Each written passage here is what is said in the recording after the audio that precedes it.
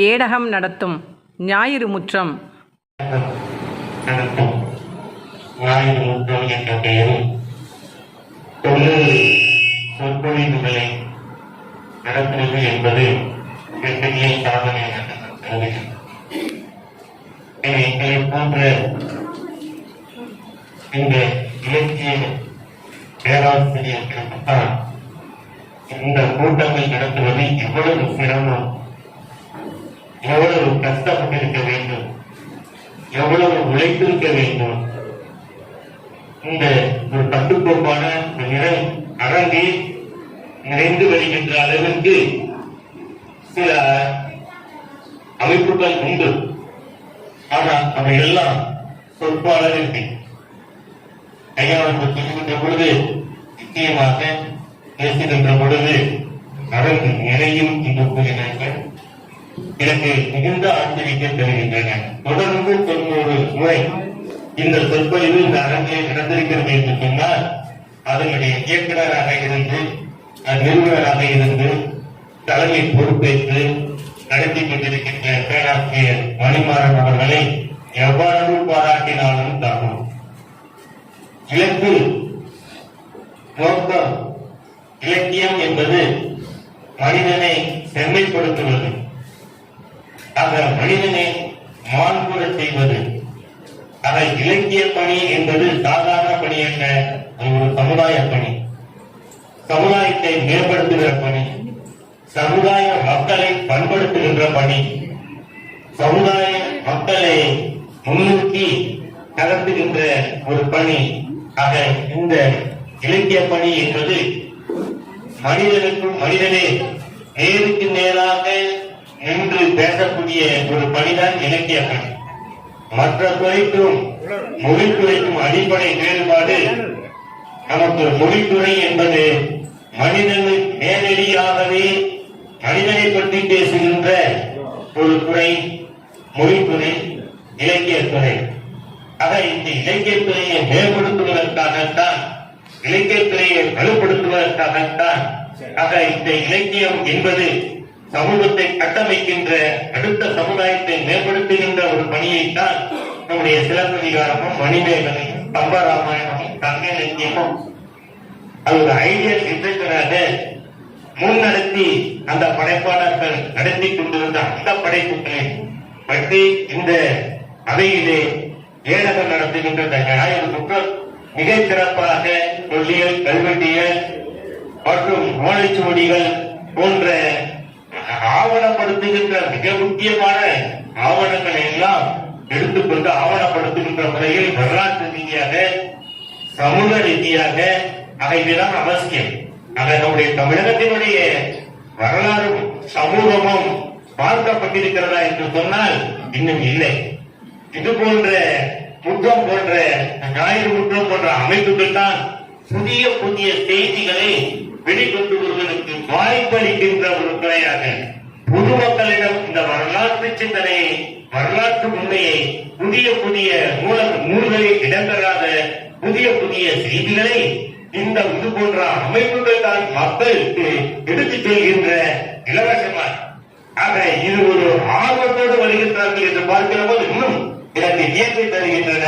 ஆகவே அந்த அடிப்படையில் இந்த முற்றத்தை மனவார இன்று நம்முடைய தலைவர் அவர்கள், நிறுவனர் அவர்களுக்கு பக்கபலமாக இருந்து சுழன்றாடி கொண்டிருக்கின்ற அத்துணை நல்ல உள்ளங்களையும் நான் பாராட்டி மகிழ்கின்றேன்.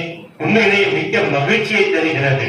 இது போன்ற அரங்கின் உண்மையை என்றும் தொடர்ச்சியாக நடத்துகின்றார்கள் நான் பார்த்ததே கிடையாது.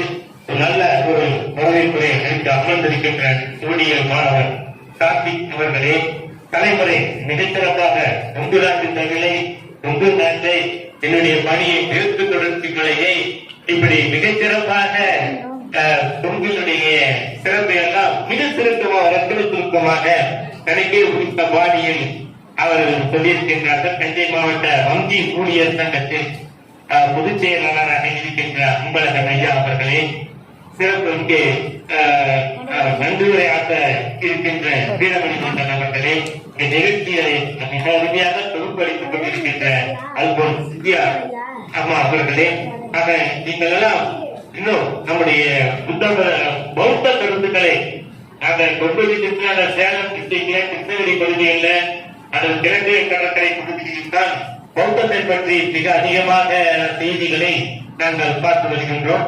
அண்மையில் ஜம்புலிங்கம் அவர்களுடைய மிக அருமையான ஒரு நூல் சோழ மண்டலத்துல பௌத்த உழைப்பு அந்த ஃபீல்டு போனவங்க தெரியும், அந்த களப்பணியாற்றியவர்களுக்கு தெரியும். ஒவ்வொரு சிற்பத்தையும் ஒவ்வொரு களப்பணியையும் சென்று பார்த்து அந்த சிலைகளை அந்த பௌத்த மதம் இந்த மண்ணிலே இந்த மண்டலத்திலே சோழ மண்டலத்திலே எவ்வாறு வேரூன்றி இருந்தது என்ற வரலாற்றை கொண்டு வந்திருக்கின்ற ஜம்புலிங்கம் ஐயா போன்றவர்கள், திருநாவுக்கரசு போன்றவர்கள், ஜெயக்குமார் போன்றவர்களும் வருகின்றிருக்கின்றார்கள்.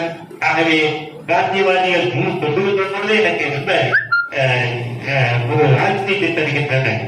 ஆகவே இப்படிப்பட்ட மாபெரும் மனிதர்கள் பெரியவர்கள் எல்லாம் கலந்து கொள்கின்ற இந்த அரங்கிலே எனக்கு ஒரு வாய்ப்பை பேராசிரியர் மணிமாறன் அவர்கள் அளித்திருக்கிறார்கள்.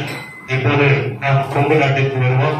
ஆக தஞ்சை சொல்லுகின்ற பொழுது காவிரி சோறுடைத்து என்று சொல்லுவார்கள். இங்கு தஞ்சை மாவட்டத்தை பார்க்கின்ற பொழுது தஞ்சை மாவட்டம் தஞ்சை மாவட்டம் என்பது திருவாரூர் மாவட்டம், நாகப்பட்டினம், இந்த பகுதிகளை கும்பகோணம் மற்றும் குடவாயில் பகுதிகள் இதையெல்லாம் பார்க்கின்ற பொழுது தண்ணீர் நீர் நிறைந்து வழிபோடுகின்ற ஒரு பகுதியாக நாங்கெல்லாம் கொங்கு நாட்டில் வறண்ட நிலத்திலிருந்து வந்தவர்கள், தண்ணியே பார்த்தறியாதவர்கள், தண்ணிக்கு காசு கொடுத்து வாழ்வுவர்கள் நாங்கள், கண்ணிலே பார்க்காதவர்கள். ஆக தண்ணியை பார்த்துட்டோம்னா எங்களுக்கு ரொம்ப ஆச்சரியம். நானும் குடும்பத்தில் பிறந்தோம்னா மணிவாரம் அவர்கள் போல கிட்டத்தட்ட ஒரு கிராமப்புறத்தில் பிறந்து வளர்ந்தோம். ஆகவே இந்த கொங்கு நாட்டில் அங்கிருந்து வந்தவர்களுக்கு தான் தெரியும். அங்கு மலை சார்ந்த இடம், காடு சார்ந்த இடம், இதான் கொங்கு. மிக அன்பா சொன்னாங்க, கொங்குனா தேன், கொங்கு தேன் என்பது தேனிலே சிறந்த தேன். ஆகையினால் இந்த கொங்கு என்ற பெயர் வந்திருக்குமோ இல்ல கால்நடைதான் அந்த தொழில் என வறண்ட பகுதி. கால்நடை தொழில் சமுதாயம் சொல்லுவாங்க. முதல் வேட்டை சமுதாயம் மலையில தொடங்குது. அடுத்து மலையை விட்டு இறங்கலாம், வேட்டையாடிய மிருகத்தை பழக்கப்படுத்தி காட்டுல கால்நடை சமுதாயமாக ஆடு மாடுகளை வளர்க்கிறார். இரண்டாவது சமுதாயம் மனித சமுதாயத்திற்கு அடுத்த இந்த மாடு பேசி திரிந்த அந்த கால்நடை சமுதாயத்தினுடைய ஊர்களை எல்லாம் இன்று நாம் கொங்கு நாட்டிலே பார்க்கலாம். அப்படி அந்த மாடு வைக்கின்றவர்கள் மலைகளும் கூட, மலை கூறலையும் கூட, அப்பெல்லாம் 3 போன்றதான் மழை பெஞ்சிருக்கணும். அப்ப ஆடு மாடுகள் மேய்க்கணும், மலைகளை மேய்க்கணும். ஆக அவருக்கு மலைக்கு குடையாக அவர்கள் சாப்பிட்டு போன்ற கைகளை கொங்கனி என்று சொல்லுவார்கள். கிராமப்புறத்தில் ஆடு மாடு மேய்த்தவர்கள், நாங்கள் ஆடு மாடு மேய்த்தவர்கள். ஆக அவனுக்கு தெரியும் அந்த சாப்பு பைய ஒரு கொங்கனி என்று ஒரு முட்டாடு மாதிரி போட்டுக்கொண்டு ஆடு மேய்த்துக் கொண்டிருப்பார்கள். ஆகவே அந்த ஆடு மாடு மேய்த்த கொங்கனி போட்டுக்கொண்டு மேய்த்த அந்த தொழிலை செய்த காரணத்தினால் அந்த பெயர் தான் கொங்கு நாடு, கொங்கணிகள் வாழ்ந்தேன்.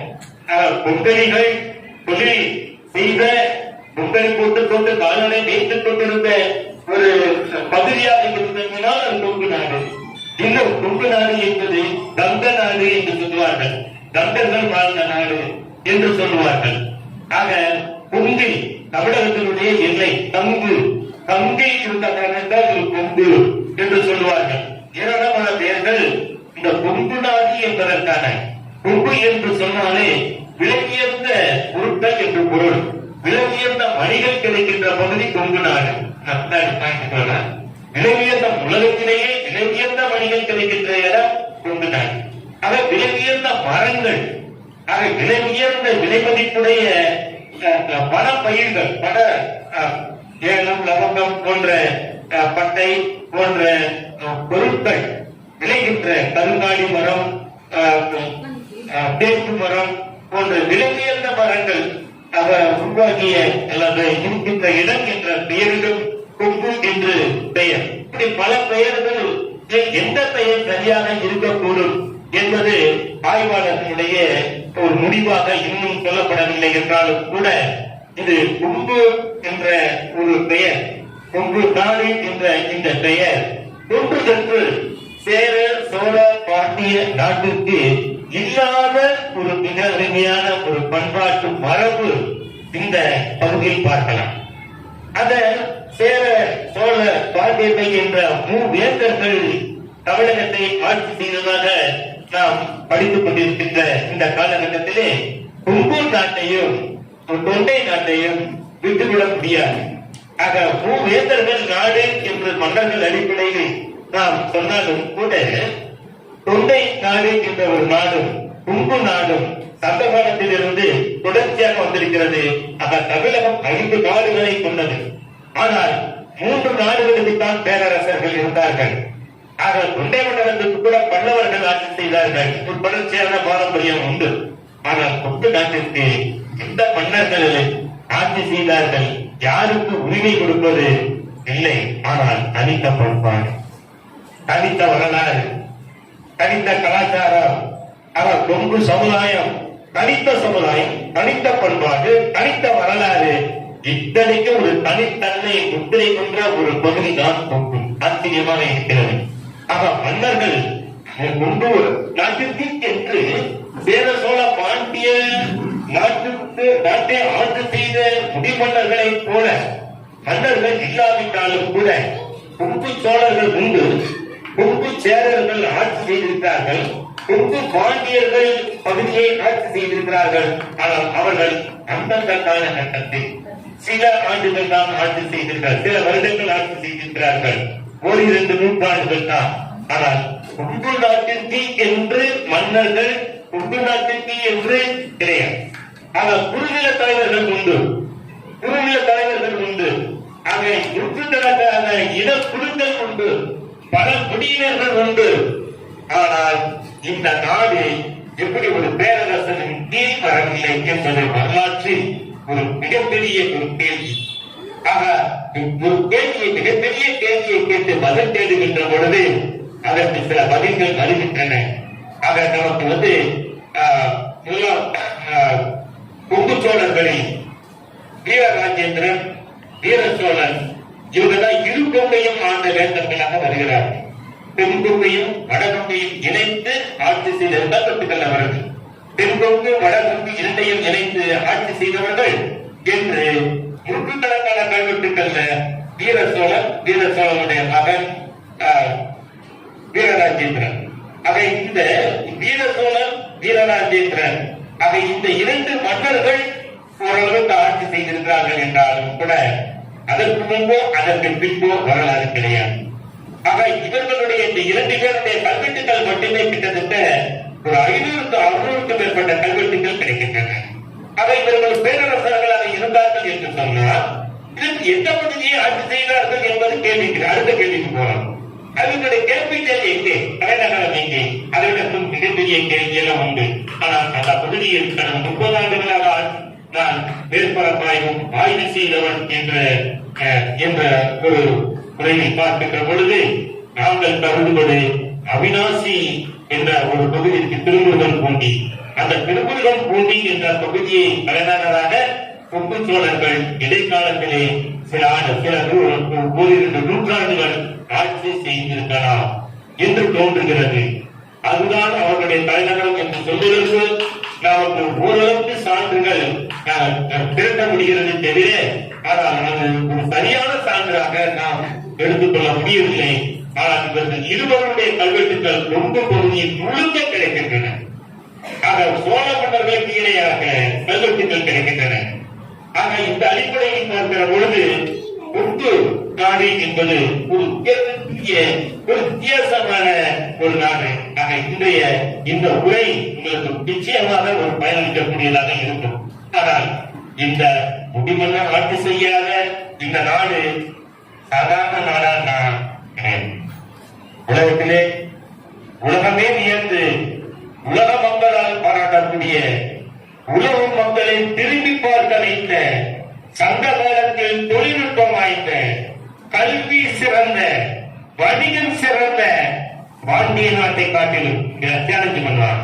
சோழ நாட்டை காட்டிலும், சேர நாட்டை காட்டிலும் இங்கு நமக்கு எவிடன்ஸ் தொல்லியல் சான்று அதிகமாக கிடைத்திருக்கின்றன கொங்கு நாட்டு பகுதி. தொல்லியல் சான்று கூட உங்களுக்கு நான் சொல்ல கடமைப்பட்டிருக்கின்றேன். அங்கு விவசாயம் செழித்து வளரவில்லை, அங்கு வேளாண்மை இல்லை. இதே போன்றுதான் இப்போது எப்படி தொழில்நுட்பத்தில் அந்த மக்கள் மிக கடுமையாக போராடி இன்று தொழில் புரட்சி செய்து அந்த கொங்கு பகுதியில் கோவை, திருப்பூர் போன்ற ஈரோடு மக்கள் கடுமையாக உழைத்து தொழிலை அவர்கள் வளர்ச்சி செய்து இது இந்த காலத்துக்கு மட்டும் பொருந்தவில்லை. பெருமையா சொல்றாங்க நினைக்கிறேன். கால்நடை வைத்துக் கொண்டிருந்தவர்கள் ஆகவே கடுமையாக எப்படி ஜப்பான் என்ற ஒரு நாடு நாகசாமி குரோசோ போன்ற அனுபவங்களால் பாதிக்கப்பட்ட பிறகு எந்த இரும்பு மூலமே கிடைக்காத, இரும்பு உற்பத்தி செய்ய முடியாத ஒரு நாடு உலகத்தில் தொழில் மிகச்சிறந்த வணிக பொருளாதார மிக்க நாடாக வந்திருக்கிறது என்று சொன்னால் அதுதான் உழைப்பு. அந்த உழைப்பு தொடர்ச்சியாக நாம் பார்க்கின்றோம். குறிப்பாக சங்க காலம், ஏன்னா சங்க காலத்து சார்ந்தது தான் உங்களுக்கு நிறைய கொடுத்துருக்கிறேன், அதுக்கே நேரம் கிடைக்காது. ஆக சங்க காலத்தில் கொங்கு நாட்டினுடைய தொழில்நுட்பம், கொங்கு நாட்டினுடைய கல்வி தரம், கொங்கு நாட்டினுடைய வணிகம், கொங்கு நாட்டினுடைய தொழில் இல்லாமல் தமிழக வரலாற்றை எழுதிவிட முடியாது. தமிழக வரலாற்றினுடைய பெருமை எப்படி பிரகதீஸ்வரர் கோயில் என்கின்ற ஒரு கட்டிடக்கலைக்கு சோழ சாம்ராஜ்யம் மிகப்பெரிய எழுச்சியை கொடுத்தது, சந்தேகமே கிடையாது.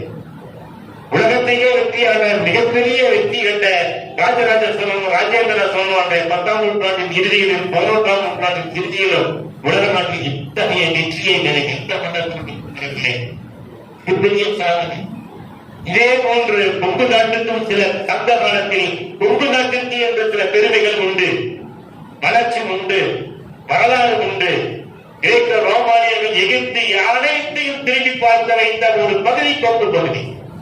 சான்றோட சொல்றார், எகிப்து பிரமிடு கட்டுவதற்கு கொங்கு நாட்டில் இருந்துதான் இரும்பு சுத்தியலும் புலியும் கொங்கு நாட்டில் கண்டுபிடிக்கப்பட்ட அந்த இரும்பு எக்கிரும்பு அன்னையில் ராஜனுடைய அகழ்வாய்வில் அந்த எஃகு உற்பத்தி செய்கின்ற இரும்பு பட்டறையை கண்டுபிடித்திருக்கின்றார். உங்களுக்கு பார்வைக்கு காரணம் அவர் இரும்பு உலை அன்றைக்கு உலக நாட்டில் இரும்பை எஃகிரும்பாக உறுதி வாய்ந்த இரும்பை கண்டுபிடித்தவன் தமிழன் என்று சொன்னால் கொங்கு தமிழ். கொங்கு நாட்டினுடைய தொழில், கொங்கு நாட்டினுடைய தொழில் குறைக்காட்டுகிறது. எகிப்திய பிரமிடு கட்டுவதற்கு அந்த பிரமிடு கட்டு உலக அதிசயங்கள் என்று போற்றப்படுகின்ற அந்த பிரமிடு கட்டுவதற்கு எந்த இரும்பை பயன்படுத்தினார்கள் என்று சொன்னால் கொங்கு இரும்பு. சான்றுகள் உண்டு. அந்த ஒளியும் சுத்தியலும் எங்கே இருந்து வந்தது என்று பார்த்தால் அது கொங்கு நாட்டில் இருந்து வந்திருக்கிறது. அலெக்சாண்டர் நீங்க கேள்விப்பட்டிருக்கீங்க, கைப்பொருள் போல தலைமை உள்ள வந்து மிகப்பெரிய ஒரு படை எடுத்து இந்தியாவுக்கு வருகிறார். அலெக்சாண்டர் ஒரு உலகத்தையே மறைத்து போட வேண்டும் என்று ஒரு சுறுசுறுப்பாக இயங்கிக் கொண்டிருந்த ஒரு காலகட்டம். ஆக இந்தியாவுக்குள் நுழைந்து இங்கேயும் வெற்றி பெறுகின்றார். ஆனாலும் போருக்குதான் வெற்றி பெறுகிறார். இங்கு மிக ஸ்ட்ராங்கான யானைப்படை இருந்தது. ஆக இந்த யானைப்படையை காட்டு அலெக்சாண்டரை இயக்கும்படியாக ஒரு மிகப்பெரிய எதிர்ப்பு இந்தியாவில் இருந்து எழுந்ததை அலெக்சாண்டர் ஆச்சரியமாக பார்க்கின்றார். அந்த அலெக்சாண்டருக்கு ஒரு பொருள் பரிசாக கொடுக்கப்பட்டது. அந்த பரிசு கொங்கு பொன். சங்க இலக்கியத்தில் பொன் என்று சொன்னால் இரும்பு. அந்த கொங்கு பொன் என்று சொல்லப்படுகின்ற இரும்பு உருளை, அன்னைக்கு தங்கமும் மற்றதாக இரும்புதான் விலை மதிப்புடையது. அந்த இரும்பு உருளையை பரிசாக அலெக்சாண்டருக்கு கொடுத்த நாடு கொங்கு நாடு. கொங்கு நாட்டிலிருந்து கொண்டு வரவழைக்கப்பட்ட கொங்கு இரும்பு உருளை பரிசாக கொடுக்கப்பட்டிருப்பதை காலனி போன்றவர்களுடைய அயல் பயணியருடைய குறிப்பிட்டதிலிருந்து நாம் சொல்லுகிறோம். நாம் சொல்லல, வெளிநாட்டு பயணியருடைய குறிப்பு சொல்லுகிறது. அப்படிப்பட்ட ஒரு தொழில் வளத்தை நாம் பார்க்க இருக்கின்றோம். கொங்கு ஒரு மலை காட்டு கொண்டுதான், அது நாடு மாடு மேய்ப்பதற்கான இடம் தான். ஆனால் இருக்கக்கூடிய மணிகளை மனிதன் அறிந்து கொண்டான், தெரிந்து கொண்டான், புரிந்து கொண்டான். அந்த மனிதர்கள் தோண்ட தோண்ட அவனுக்கு கிடைக்கின்ற இரும்பு சேதம் இன்னைக்கு சார்ந்து, இன்னைக்கு சார்ந்து சீனா வரை வெளிநாட்டுக்கு இங்கே இருந்துதான் ஆயுத தளவாடம். இன்னைக்கு எப்படி அமெரிக்கா, ரஷ்யா வெளிநாட்டுக்கு அவன ஆயுத தளவாடத்தை எப்படி வல்லரசு நாடுகள் உற்பத்தி செய்து ஏற்றுமதி செய்கிறதோ அது போல தமிழகத்தில் இருந்து, குறிப்பாக கொங்கு நாட்டில் இருந்து, கொங்கு நாட்டில் இருந்துதான் வெளிநாட்டுக்கு அந்த ஆயுத சப்ளை செய்கின்ற ஆயுத தளவாடங்களை உற்பத்தி செய்கின்ற தளமாக எப்படி சார் சொல்றீங்க? எல்லாம் சான்றுகள், ஆதாரங்கள் நமக்கு கிடைக்கின்றன. நீங்க 6 கிலோமீட்டர் 3 இருந்து ஒரு 4-5 கிலோமீட்டருக்கு ஒரு இடத்துல நீங்க கொங்கு நாட்டுக்குள்ள போனீங்கன்னா இரும்பு கசடுகளை பார்க்கலாம், வாழ்வியல் இடங்களை பார்க்கலாம். அந்த பரியல் சைட் என்று சொல்லப்படுகிற அந்த பெருங்கற்படை சின்னங்களை பார்க்கலாம். அதை நம்ம நினைச்சிட்டு இருக்கிறோம் இன்றைய காலத்துல மக்கள் தொகை அதிகம் இல்ல. 6 கிலோமீட்டர் அல்லது 5 கிலோமீட்டர் ஒரு தூரத்தில் நம்முடைய தொழிலாளர்கள் சான்றுகளோடு வரைபடத்தோடு சொல்கிறார்கள். கொங்கு பகுதியில் வாழ்வியல் இடங்களும் பரியல் செய் அடக்கம் செய்கின்ற இடங்களும் இரும்பு உற்பத்தி செய்வதற்கான இரும்பு கசடைகள், அந்த கழிவுகளும் மிக அதிக எண்ணிக்கையில் மிக அதிக இடங்களில் கிடைக்கின்ற பகுதி கொங்கு. ஆச்சரியமா அந்த தொழில் எங்களுடைய மியூசியத்திலாம் அந்த பொருட்களை அதை சேகரித்து வச்சிருக்கோம். ஆக இந்த பகுதியை பார்க்கிற போது நமக்கு தொல் தமிழ் எழுத்துக்கள் என்ற புகை ஓவியங்கள் இந்த பகுதியில் மழைனா பாறைகளோ இதோ இல்லை, திருச்சிக்கு போகணும் அல்லது புதுக்கோட்டை பகுதிக்கு போகணும். ஆக தொல் பழங்கால மனிதர்கள் வாழ்ந்ததற்கான தடயங்கள் கொங்கு நாட்டு பகுதியில் கிடைக்கின்றன. ஆக பழங்கற்கால கருவிகள் அங்கிருந்து பார்க்கலாம். புதிய கற்கால கருவிகள் கிடைத்திருக்கின்றன. கும்மிட்டிப்பதி, வேட்டைக்காரன் மலை போன்ற இடங்களில் பண்டைய மனிதன் வாழ்ந்த குகை. இன்னைக்கு இந்த காலகட்டத்தை அப்படி விட்டு மறந்தாங்க. இனக்குழு காலம் என்பது, கால்நடை சமுதாய காலம் என்பது இந்த மாதிரியெல்லாம் குடும்ப அமைப்புகள் கிடையாது. அங்க குடும்ப அமைப்பு என்பது குழு, ஒரு கூட்டம். எப்படி இன்னைக்கு ஆடுகள் கூட்டம் இருக்கிறதோ, மாடுகள் கூட்டம் இருக்கிறதோ, பறவை கூட்டம் இருக்கிறதோ, அது போல மனித கூட்டம், மனித குழு. தப்பு இல்லை, அந்த வாழ்க்கையை கடந்து வந்திருப்பார். அந்த குகைகளில் ஆண், பெண், குழந்தைகள் என்று எல்லோரும் சேர்ந்து வாழ்ந்த ஒரு குழு என்று சொன்னால் அதான் கால்நடை. அந்த வேட்டைய சமுதாயத்தை அடுத்து கால்நடை சமுதாய இனக்குழு வளர்ச்சி. அந்த வேட்டையாடிய மிருகத்தை வீட்டு விலங்காக கொண்டு வருகின்ற பொழுது அந்த வீட்டு விலங்குகள் இன்று வரை நாம் ஒரு பொருளாதாரத்திற்கு பயன்படுத்துகின்ற மிக முக்கியமான ஒரு தொழிலாக இன்றும் நாம் செய்து கொண்டிருக்கின்றோம். ஆடு வளர்த்தல், மாடு வளர்த்தல், கோழி வளர்த்தல் இருக்கின்றன. அந்த ஒரு காலத்தில் விவசாயம் வேளாண்மை கண்டுபிடிக்காத காலத்தில் கால்நடை தான் தொழில். அந்த கால்நடை தொழில் தான் கால்நடை ஏராளமான நம்முடைய மரபு சடங்குகளை தெரிய மாட்டாங்க. இந்த தீமிதி விழாவில் இருக்கு இல்லையா, இந்த தீமிதி சடங்கு அந்த விடக்குழு சமுதாயத்துல கால்நடை சமுதாயத்தில் அந்த தீமிதி விழா என்பது கால்நடைகளை நீட்டு ஒரு இடத்துல பட்டி வச்சுப்பாங்க. நீங்க சொல்ல பட்டி தெரியாது. பட்டி ஒரு பட்டி தான், ஒரு பட்டீஸ்வரனா. அந்த பட்டி என்று சொன்னால் ஆடு மாடுகள் அடைக்கின்ற இடம். அந்த ஆடு மாடுகள் அடைக்கின்ற இடம் கால்நடைதான் ஒரு காலத்தில் அவர்கள் ஜீவாதாரம் தொழில். அப்படி வாழ்ந்தவர்கள் தான் பின்னாடிதான் அவங்க அந்த தொழில் செய்து கொண்டிருக்கின்ற பொழுது அவருடைய தொழில் சற்று மாறுகிறது. கால்நடை சமுதாயத்திலிருந்து ஒரு இருப்பிடத்தை அமைத்துக் கொண்டு வாழ்கின்ற பொழுது அங்கு மலைகள் நிறைந்த பகுதி. ஆக அந்த இடக்குழு மனிதர்கள், புகைகளில் வாழ்ந்த இடக்குழு மனிதர்கள் தன்னுடைய முதன்முதலில் தன்னுடைய மொழி, தன்னுடைய அந்த ஊடகம், அதாவது கருத்துக்களை தெரிவிப்பதற்கு அவன் பயன்படுத்திய முதல் மொழி கிரிப்டோகிராபி என்று சொல்றார்கள். கிரிப்டோகிராபி. அதை இந்த மொழிக்கு வருவதற்கு இன்றைய 20ஆம் நூற்றாண்டு 21ஆம் நூற்றாண்டில் ஆவணா எழுதுவதற்கு காடு, வனம், தீ முதல்ல வந்துச்சு, அப்புறம் நெருப்பு, பூ முதல்ல வந்துச்சு, மலர்கள் பின்னாடி வந்துச்சு. ஆக இந்த எழுத்துக்கள் ஓரளவுக்கு ஒரு மொழி, ஒரு குறியீடு. இந்த குறியீட்டுக்கு முன் வந்தது கிரிப்டோகிராபி என்கின்ற ஓவிய மொழி. இந்த ஓவிய மொழியை நாம தமிழ் ஓவிய ரைட்டிங், தமிழ் ஓவிய எழுத்திலே சொல்லலாம். அந்த ஓவியங்கள், புகை ஓவியங்கள் முதலில் நமக்கு ஒரு கம்யூனிகேஷனை உருவாக்குகிறது.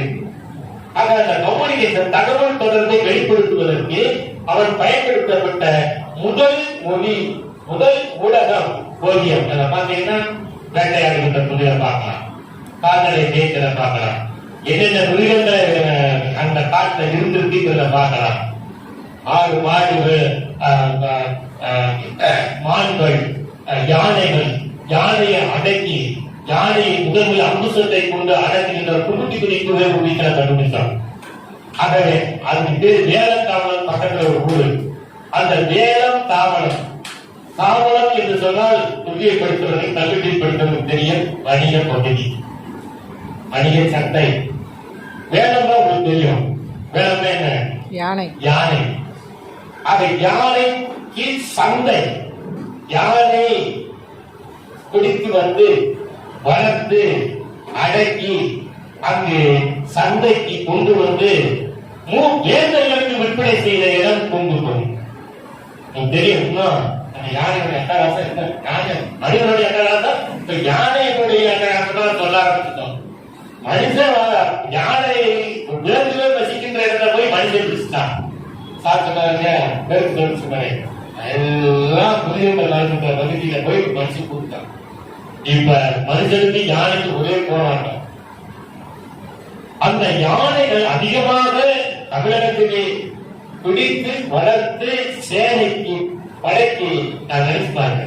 ராஜாரிகள் சொன்னாங்க, அந்த யானை படை வீரர்களை தேர்ந்தெடுக்கிற போது, யானை படையை தேர்ந்தெடுக்கிற போது எல்லாமே அவர்களுக்கு ஒரு கடைசியா அவங்க ஒரு இறுதியாக முடிவெடுக்கின்ற ஒரு திறன் வந்து ராஜராஜ சோழன் இருப்பாங்க.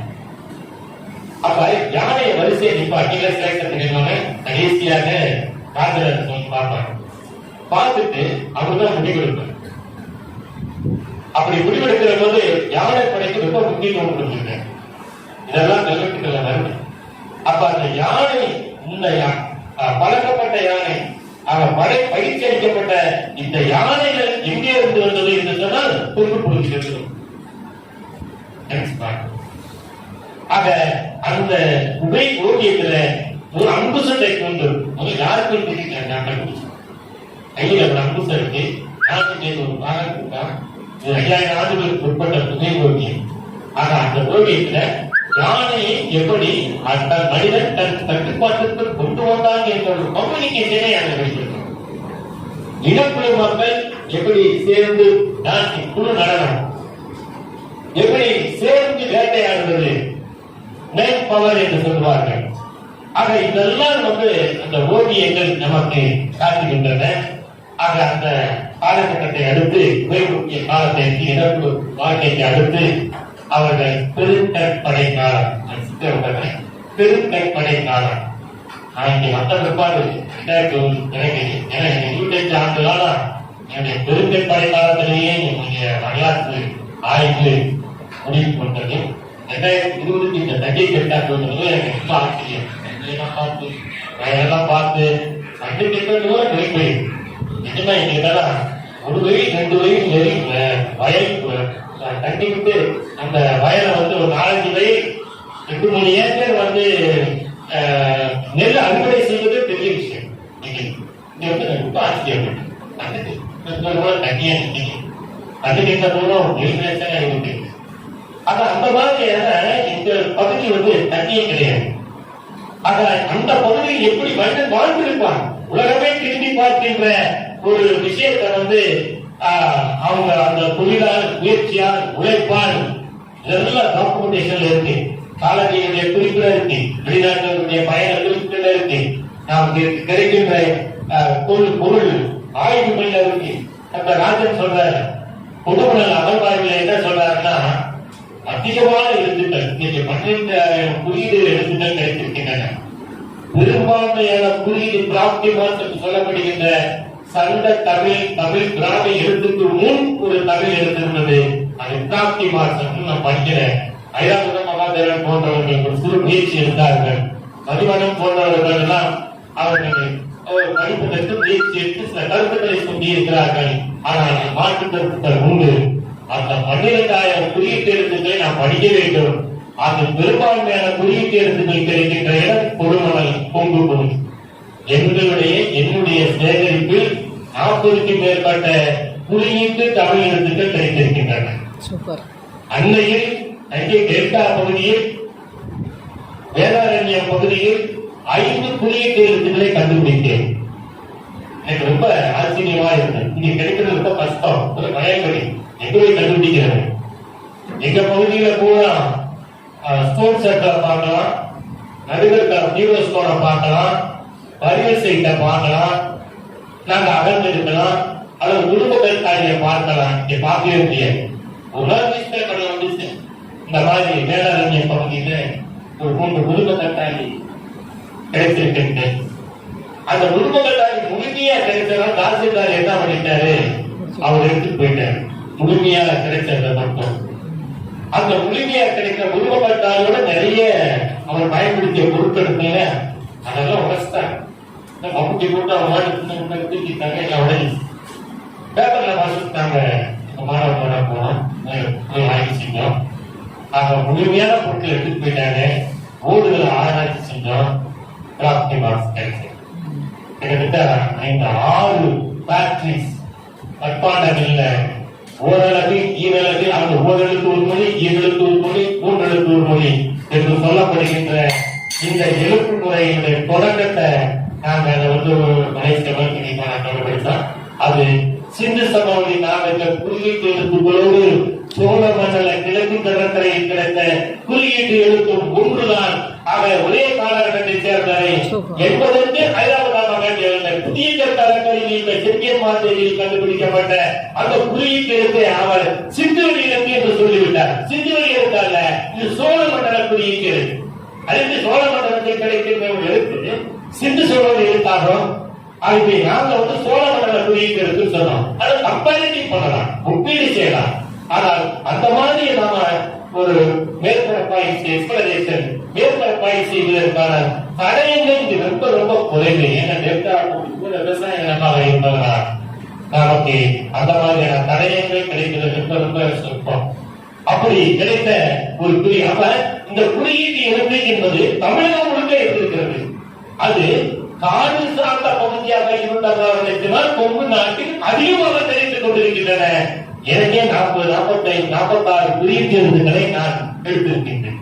இதனுடைய கலைக்கல கணக்கில இங்கிலீஷ் வச்சிருக்கோம். எங்க இங்கிலீஷ்ல ஒன்று இருக்கு. பல சோழ மண்டல கிழக்கு கடலை செட்டியம் என்ற இடத்தில் கண்டுபிடிக்கப்பட்ட புதிய கற்கால கருவியில் இருந்த இடத்தை ஐராவதமாக சிந்து சமவெளி குறியீட்டு எழுத்து என்று சொல்லுகிறார். ஆக சிந்து சமவெளி எழுத்து, அந்த சிந்து சமவெளியை நாங்கள் வந்து ஒரு சித்திர வடிவ எழுத்து என்று சொல்லுகிறோம். ஆக புத்தகத்திற்கு என்று சொல்லவில்லையா, ஓவிய புடை ஓவிய எழுத்து. அந்த புடை ஓவிய எழுத்துக்கு அடுத்த காலகட்டம் தான் இந்த சித்திர வடிவம். சித்திரக்கட்டு எழுத்து என்பது விலங்கு உருவம் பொறிக்கப்பட்டிருக்கும். அந்த உருவத்தின் மீது சில குறியீடுகள் இருக்கும். முதல்ல ஓவியத்தின் மூலமாக விலைக்கு சொல்லலாம். இதை கம்யூனிகேஷன் நடந்தது இல்லையா? நெருப்பு போல நீங்க கிராமத்துல பாத்தீங்கன்னா தீங்கிறது நெருப்பு மாதிரியே இருக்கும். அந்த நெருப்ப வரைகளை விட்டு நெருப்புக்கு ஒரு குறியீடு தரலாம். அந்த குறியீடை வந்து அந்த தீ அப்படின்னு அந்த பிராமிஸ்ல பாத்தீங்கன்னா தமிழ் பிராமிஸ் அப்படிங்கிறத பார்த்தீங்கன்னா ஒரு விளக்கு போலவே பார்க்கலாம். இந்த பசு அப்படிங்கிறத இதெல்லாம் வந்து பார்த்தோம்னா தொடக்க காலத்து ஓவியத்திலிருந்து சித்திர வடிவ அல்லது புரியிருக்கு.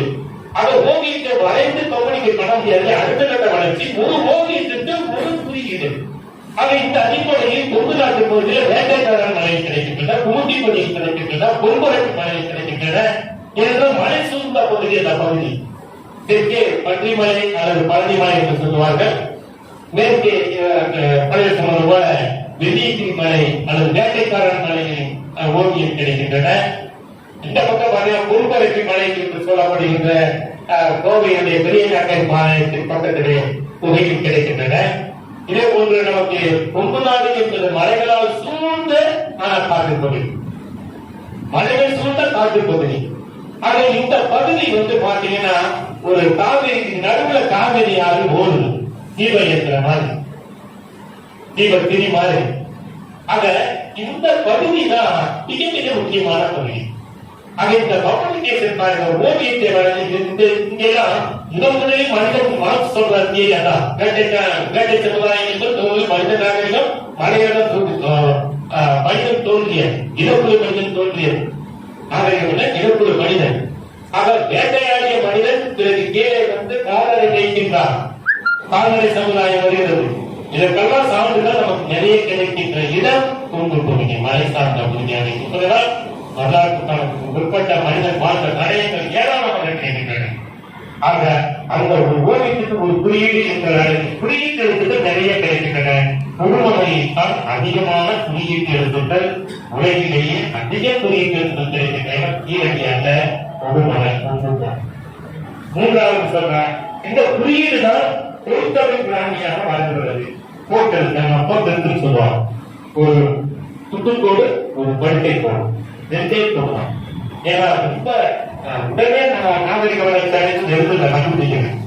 நாம் எழுதுற இந்த எழுத்துடைய வளர்ச்சி ஒரு 1000 ஆண்டுகளுக்கு 1000 ஆண்டு தான் ஆச்சு. 1000 ஆண்டுகளுடைய வளர்ச்சி தான் இப்ப இருக்கிற எழுத்துடைய வளர்ச்சி. படிப்படியாக தோன்றுகிறது. ஓவியம் கோடு, போக்கெழுத்து, அந்த போக்கெழுத்து சொல்லுவாங்க. அந்த கால எழுத்து போக்கெழுத்து.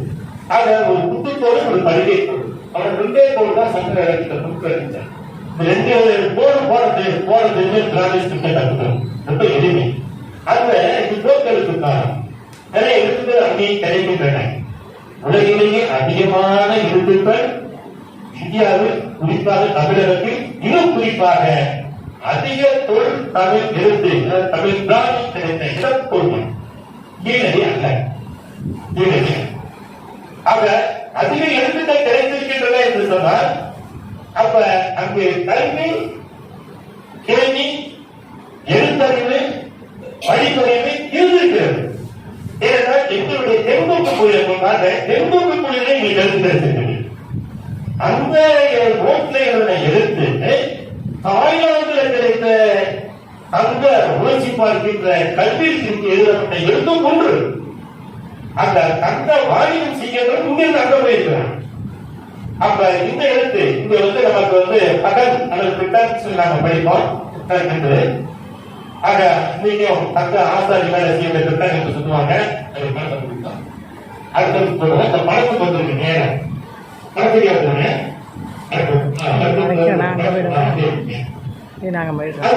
இந்த பகுதியில் எங்களுக்கு பாடல் அல்லது பிட்டன் என்று எழுதப்பட்ட எழுத்து எங்களுக்கு கிடைத்திருக்கிறது.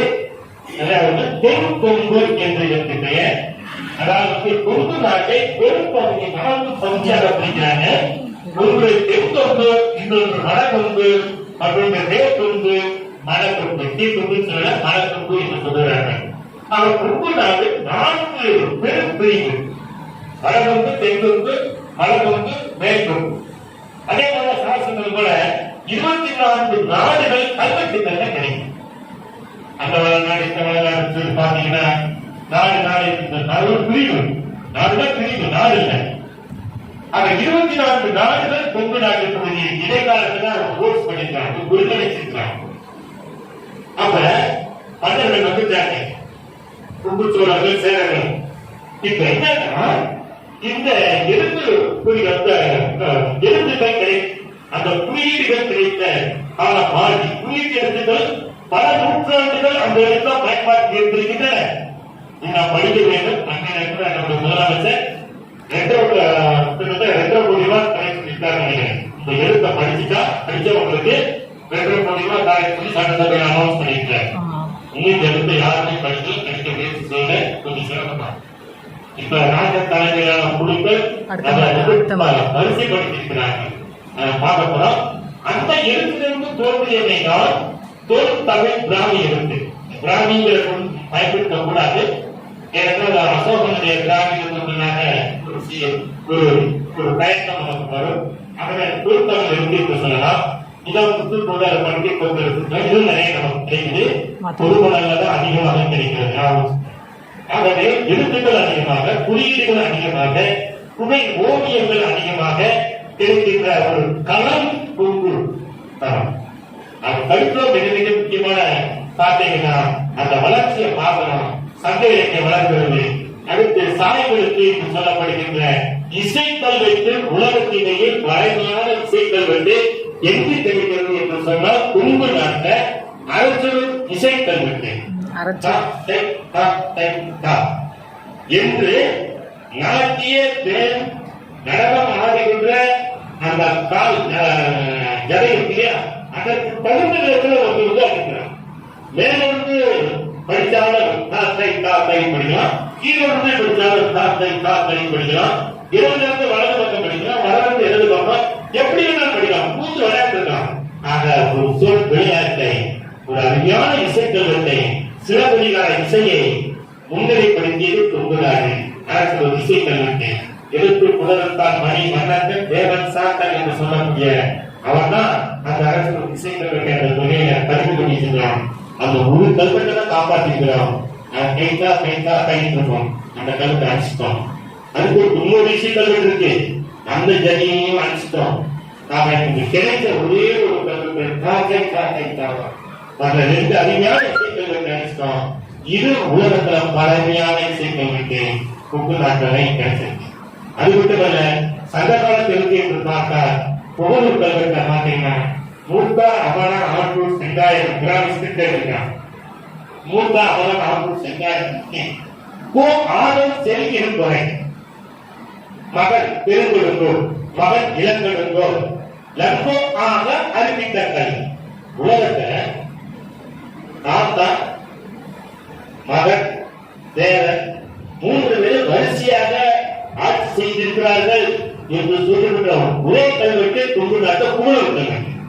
அது மட்டுமல்ல, கரூர் வஞ்சிதான் என்று சொல்லுகின்ற ஒரு உறுதியான சான்றை தருகின்ற கல்வெட்டு கரூர் வஞ்சிலே வருது. ஆக கரூர் வஞ்சி நகரமாக சேர நாட்டினுடைய மற்றொரு தலைநகரமாக கரூர் இருந்திருக்கிறது. கரூர் வணிகம் என்றெல்லாம் வருகிறது. ஆக கற்றல் கொச்சி என்று சொல்லப்படுகின்ற எது பாத்திர பெயர் இலக்கணங்களை உதாரணம் சொல்லணும்ல, அந்த பெயர்கள் எல்லாம் படை தலைவராக, படை வீரர்களாக இருந்திருக்கிறார்கள் என்பதை நாம் பார்க்கலாம். கரூர் போர்ப்பாடிகள் என்று கரூர் என்று சொல்லப்படுகின்ற சான்றுகள் கிடைக்கின்றன. ஆனால் சங்க காலத்தில் சான்று போக்குவரத்து சாய்வெடுத்து சங்க வருகிய காலத்து இசைக்கல்வெட்டு கிடைக்கின்றன. அடுத்து பார்த்தீங்கன்னா நமக்கு தொடர்ச்சியாக நமக்கு வட்டெழுத்து கல்வெட்டும் நிறைய கிடைக்கின்ற பகுதி கொங்குனாங்க. ஆக புத்தகத்தோடு படிக்க போகின்ற சாய்வெழுத்து காலம், சாய்வெழுத்து நீதி இலக்கியம் எழுதப்பட்டது. அந்த சாய்வெழுத்திலிருந்து வட்டெழுத்தாக மாறிய பக்தி இலக்கிய காலம். இந்த வட்டெழுத்துக்களும் அதிகமாக கிடைக்கின்ற இடம் கொங்குனாங்க. பாருங்க, டெல்டா பகுதி வரலாற்று இந்த சந்தேகம் கிடையாது. இடைக்கால வரலாற்றை பார்த்தால் மிகப்பெரிய வரலாறு சோழப்பட பேரரசு வரலாறு. ஆனால் இந்த பெருமை, இந்த எழுத்துக்கள் கிடைக்கின்ற ஆதாரம் இங்கே இருந்திருக்க வேண்டும். இங்கே ஏன் கிராமி செய்திருக்கிற பேர் அதுதான். இப்படிப்பட்ட மிகப்பெரிய தஞ்சை, புகழ்பெற்ற தஞ்சை மாநகர், புகழ்பெற்ற மன்னர்கள் வாழ்ந்தார்கள். ஆனால் இந்த இடத்தில் எங்களுடைய தில்லை, எங்களுடைய ஊரை கூட, பேருரை கூட திருவாரூர், அந்த பகுதிதான் பல சோழர்களுடைய தலைநகரமாக இருக்கக்கூடும் திருவாரூர். கரிகாலனும் சிறிய மனு சக்கரவர்த்தியும் சோழ மன்னர்கள். பெருமை நீதியரசர்கள் எடுத்துக்காட்டு இவர்கள் தான். அப்படிப்பட்ட சொப்புப்படைகள் கிடைக்கின்றன. ஆனால் எத்தனை பிராமி ஸ்கிரிப்ட் கிடைச்சிருக்கு? எத்தனை குறியீட்டு சூழல் இல்ல அதுதான் அழிஞ்சிருச்சு அவ்வளவுதான் சொல்ல முடியும். குறியீடுகள் நாங்க தேடி கண்டுபிடிச்சிருக்கிறோம். குறியீட்டு இருக்கு அப்ப இருந்திருக்கு. ஆக இங்கு சான்றுகள் இங்கு சான்றுகள் ஒரு சூழல் காரணமாக மறைந்து விட்டன. ஆனால் அதுதான் நமக்கு வரலாறை எழுதுவதற்கு மிகப்பெரிய சங்க இலக்கியத்திற்கு முன் வாழ்ந்த காலத்துடைய வரலாற்றை பெறுவதற்கு மிகப்பெரிய சான்று ஆதாரங்கள் இடைக்கால அதிக சான்றுகள் அந்த பகுதியில்தான் கிடைத்திருக்கின்றன. அதை வைத்துக் கொண்டுதான் தமிழ்நாட்டுடைய வரலாற்றை நாம் எழுதுகிறோம். மிக அருமையான இந்த சம்பிரதாயங்கள் சடங்குகள் மிகப்பெரிய மேற்பவர் மனித உழைப்பை காட்டுகின்ற கலையை இங்குதான் நாம் பார்க்க முடிகிறது என்ற அடிப்படையில் தொடர்ச்சியாக நாம் பார்க்கின்றோம். மக்கள் திட்டம் அதிகமாக நடுவர்கள் நடுவர்கள் எந்த மக்களை பற்றி நடுவர்கள் வீரர்களை பற்றி தான் இருக்கின்றன. ஆக இதெல்லாம் மாநில கிறிஸ்தவ சேலம் பகுதியிலெல்லாம் பாத்தீங்கன்னா மக்கள் திட்டங்கள் தொகுப்போது நிறைய மக்கள் திட்டங்கள் கிடைக்கின்றன. ஒரு மக்கள் திட்டங்களுக்கு கூட்டிய கல்வி கிடைத்தது. அது கலிமூர்த்த விக்ரம சோழன் என்று எழுதப்பட்ட ஒரு கல்வெட்டு. கலிமூர்த்த விக்ரம சோழன் வடமொழியை ஆட்சி செய்திருக்கிறான் என்பதற்கு சான்று. இது போன்று வீரராஜேந்திரன் வீர சோழன் வீரபாண்டியன் பேரேரி என்றெல்லாம் சொல்லப்படுகிற அன்னையில ராஜேந்திரனுடைய கல்வெட்டு ஒன்று கண்டுபிடிக்கிறார். இது ஆச்சரியமாக இருக்கிறது. ராஜேந்திரன் அறியது சில பகுதிகள் இருக்கு. ஆக ராஜேந்திர சோழனுடைய கல்வெட்டுகளும் கிடைக்கிறது. இந்த பகுதிக்கு வரலன்னு நினைச்சிட்டு இருந்தோம். இல்ல இந்த பகுதியையும் ராஜேந்திரன் ஆளுமைக்கு உட்பட்டதாக இருக்கிறது. அன்றைக்கான சில கல்வெட்டுகள் நமக்கு கிடைத்து வருகின்றன என்பதையும் நாம் பார்க்கின்றோம். அந்த வகையை பார்க்கிற பொழுது கொங்குடாரானது நாம் தொடக்க காலத்தினுடைய வரலாறு தமிழகத்தினுடைய வரலாற்றினுடைய தலைவிதியை நிர்மாணிக்கின்ற சோர்சஸ் ஆக இலங்கையை காட்டிலும் அதிகமான தகவல்களை கண்டுகொண்டிருக்கின்றன. அவர் தொடர்ச்சியாக இந்த ஆய்வுக்கு உட்படுத்துகின்ற பொழுது இன்னும் நிறைய ஆதாரங்கள் கிடைக்கும் என்பதை மட்டும் சொல்லிக் கொண்டு பார்த்துக் கொள்கிறோம். தொடக்கப்பட்ட இப்ப அந்த முதல் படத்தை கட்டுவேன். இது மெக்காலஜிக் பீரியட் சொல்லுவோம். பொருட்கற்பனை சின்ன காலம்.